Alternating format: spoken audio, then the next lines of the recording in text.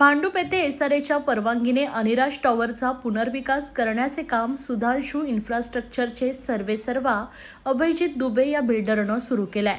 मात्र काही व्यक्तींकडून सातत्याने बदनामी करण्याचा प्रयत्न केला जात असल्याचं दुबे यांनी सांगितलंय। या संदर्भात अभयजित दुबे यांनी विजन महाराष्ट्र न्यूजशी संवाद साधलाय।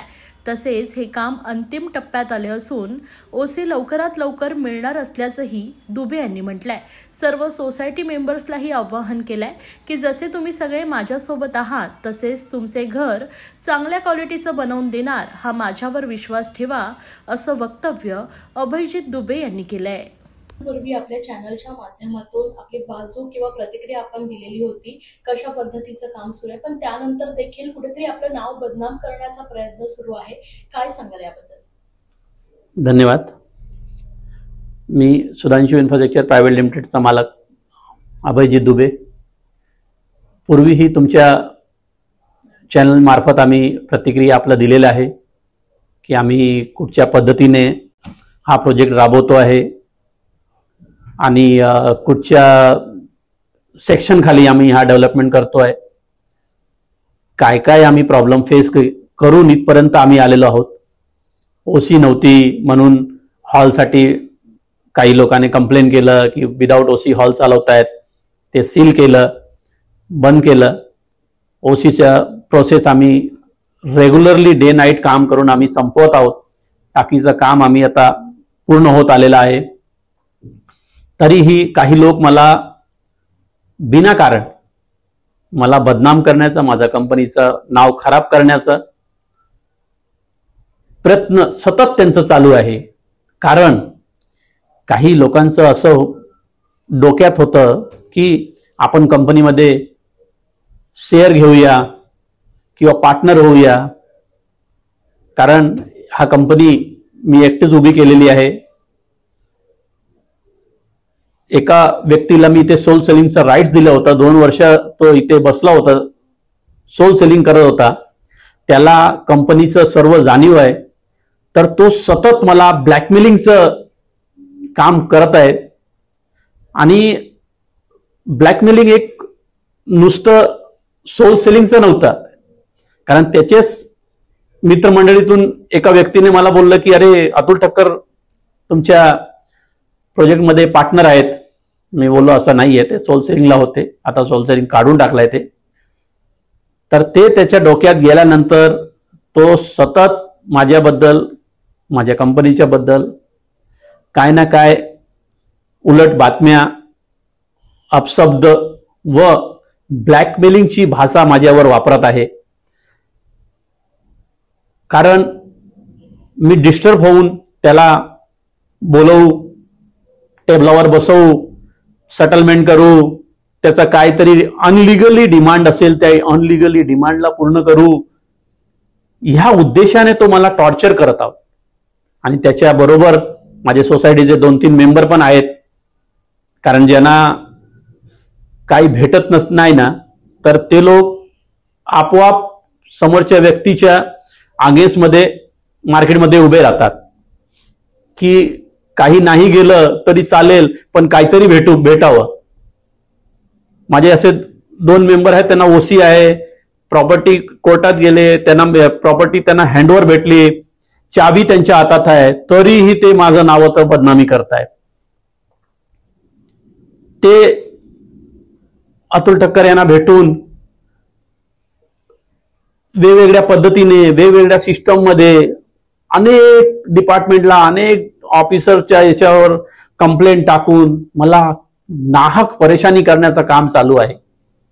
हा अनिराज टॉवर करण्यासाठी कमीत कमी 10 बिल्डर आलेले, 10च्या 10 बिल्डर बोलले की या प्रोजेक्ट होणार नाही, कारण 1000 मीटर हा सेटबॅक एरिया आहे, तरी पण आपण प्रोजेक्ट करतोय। तुमच्या मागच्या बाईटमध्येही मी तुमच्या चॅनलच्या माध्यमातून हे आपण सांगितलेलं होतं, आता परत तुम्हाला सांगतोय मी, त्या सोसायटीचे 90% लोक मला खूप सहकार्य करतात, कारण त्यांना माहित आहे हा प्रोजेक्ट होणारा नव्हता, तरीही दुबे आपल्या जीवाला जीव लावून हा प्रोजेक्ट करतोय।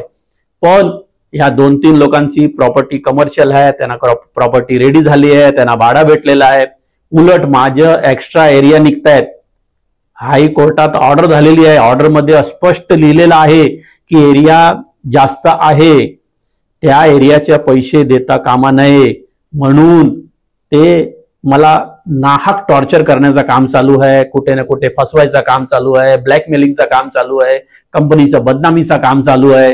हे विनाकारणचं काम माझ्या डोक्यावर आणून टाकतात हे लोक.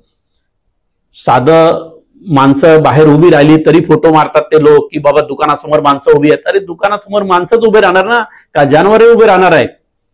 पण ह्या म्हणजे खालच्या स्तराचे लोक आहेत,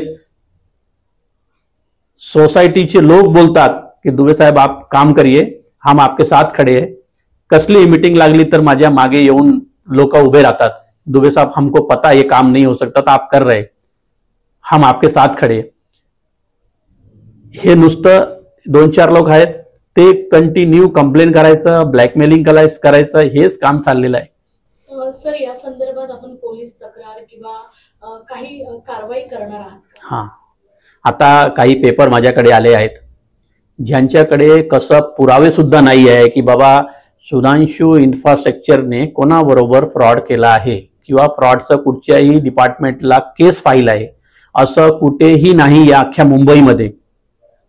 त्या सुधांशू इन्फ्रास्ट्रक्चर कंपनीने कुठेही कसलंही सिंगल फ्रॉड केला असेल तरीही ह्या लोक आपल्या न्यूजपेपरच्या माध्यमातनं, मीडियाच्या माध्यमातनं किंवा आपल्या युट्यूबच्या माध्यमातनं सुधांशू इन्फ्रास्ट्रक्चर प्रायव्हेट लिमिटेड या कंपनीला फ्रॉड म्हणून नाव टाकतायत.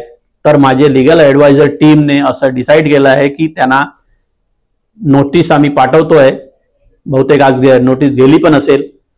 नोटीसच्या नंतर त्या लोकांनी आम्हाला त्याचा रिप्लाय 7 दिवसामध्ये नाही दिलं तर आबरू नुकसानीचा दावा आम्ही हायकोर्टात दाखल करणार, हे आम्ही डिसाईड केलेलं आहे.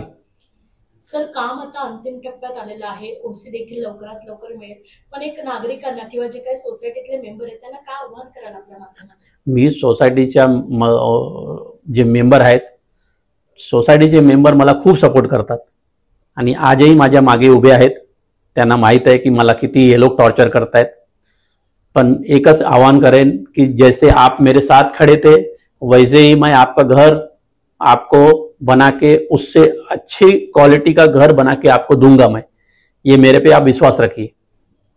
पाण्याचं टाकीचं, फायर टँकचं, पंप रूमचं, STP टँकचं, फ्लश टँकचं हे पूर्ण काम आम्ही पूर्ण केलेलं आहे. आता वॉटरप्रूफिंगचं काम चालू आहे. फायर लाईन आम्ही फिरवतो आहोत. वरती 8व्या फ्लोर 9व्या फ्लोरला पाण्याची टाकी रेडी झालेली आहे. त्या टाकीमध्ये पाणी भरतंय. तरीही आम्ही 4थ्या माळ्यावर 50,000 लिटरचं आम्ही टाकी, सिंटेक्स टाकी बसवलं आहे की कुठच्याही गाड्यामध्ये, कुठच्याही शॉपमध्ये फायर किंवा अग्नीचं काही अपघात झालं की इमिडिएट स्प्रिंकलर मधून पाणी आलं पाहिजे, म्हणजे कोणाचाही जीवितहानी नाही झाली पाहिजे. ह्या सेफ्टी पर्पज मध्ये आम्ही हे सर्व काम केलेलं आहे आतापर्यंत. ते तुम्ही टाकीचं व्हिडिओ आणि फोटो वगैरे पण तुम्ही बघू शकता. थँक्यू.